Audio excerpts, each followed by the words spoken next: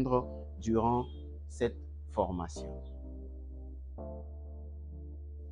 Alors, il est très important que vous compreniez que l'art oratoire a une grande place dans la communication. Notamment, nous allons voir un peu les différents niveaux de la communication. Voici, dans les domaines qu'intervient l'art oratoire. Il y a la communication professionnelle. Comment est-ce que nous interagissons avec nos collègues dans la vie professionnelle? Nous avons le leadership et le management. Parmi vous, il y a des leaders, il y a des personnes qui doivent diriger, des personnes qui doivent guider, des personnes qui doivent orienter, et des personnes qui doivent inspirer. Comment est-ce que vous communiquez? Nous avons l'éducation et la formation. Aujourd'hui, j'ai un seul exemple, c'est les maths. Vous aimez les maths? Vous aimez les maths? Les mathématiques? Vous n'aimez pas, hein? Madame Princesse, vous aimez les maths? Un peu. Monsieur? Un peu. Oui. Lui, elle n'aime pas. Monsieur? Il aime les maths. Donc, sur cette statistique, il n'y a qu'une seule personne qui a bien dit qu'il aime les mathématiques. Le problème, ce n'est pas vous. Le problème, c'est la personne qui vous a transmis les cours. Ou les générations. La première personne qui a dit que les maths étaient, puis qui a fait en sorte que les maths soient l'animal la plus féroce du monde. Pendant l'éducation ou la formation, on a rendu cette matière de plus en plus complexe. Et pourtant, c'est un domaine ou une discipline le plus facile au monde. Oui, les gens vont dire, mais vous dites pas parce que vous êtes mathématicien. Oui, j'ai dit ça parce que je suis mathématicien, mais je sais que tout ce qui s'interprète en chiffres et dans beaucoup de choses. Les maths font vivre le monde. Sans maths, le monde sera chaotique.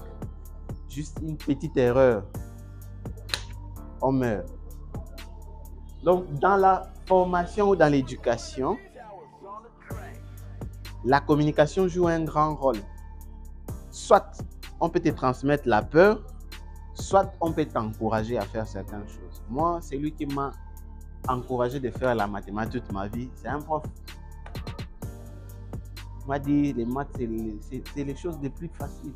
Et à chaque fois, il m'encourageait. J'ai finalement aimé la chose. Du coup, j'ai un diplôme de mathématiques, un graduat de maths et une licence de maths. Et toute la vie, on tourne autour des nombres. Il y a la politique et les débats publics. Comment nos leaders politiques font la communication? J'ai participé à la campagne des différents hommes politiques, mais c'était déplorable. Il suffit juste qu'ils réunissent les gens, ils se mettent là, ils distribuent 5 t-shirts, les képis, 5000 francs, c'est tout. Ils prennent les micros. Oyez! Et les autres acceptent et c'est tout. C'est ça le discours qu'il a fait. Après le soir, il tient la réunion pour dire c'était comment mon meeting là. Bon, comme tout le monde court derrière lui juste pour les sucer, qu'est-ce qu'il fait? Il va dire les choses. Ah non, c'était percutant.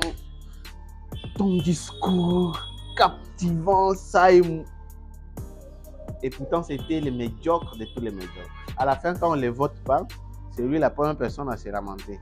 Qu'est-ce que tu apportes au peuple pour qu'on te vote? Et quand ils font les débats, comment ils les font? Ils font les débats bizarres. Et quand vous allez maintenant sur la table, là où tout le monde a accès, les réseaux sociaux, mais il n'y a pas de pertinence. Quelqu'un qui a fait pratiquement un licencié, un docteur, et quand il prend la caméra pour parler sur les réseaux sociaux, vous sentez que c'est c'est la médiocrité. Donc, ce que vous êtes venu faire ici, en réalité, cette salle devait être pleine. Parce que c'est une compétence très, très importante. Comme je disais, c'est une compétence transversale. Peu importe l'âge, normalement, tout le monde devait avoir cette compétence. Il y a la sphère sociale et personnelle. Comment est-ce que vous communiquez avec les voisins, les gens qui vous entourent? Est-ce que c'est d'une manière concise, précise, pertinente? Ou est-ce que vous les craignez? Ou est-ce que vous murmurez pour communiquer? La sphère personnelle, comment vous interagissez vous-même? Comment vous échangez avec votre personne interne? Est-ce que vous avez le temps de discuter avec votre personne interne, votre esprit, vous-même pour comprendre vos besoins? Qu'est-ce que vous voulez au monde? Ça résume de l'art oratoire. Je pense que ce sont les objectifs qu'on va atteindre, l'importance de cette formation. Nous allons faire pratiquement 10 jours ici en train d'échanger, en train de donner des techniques de communication.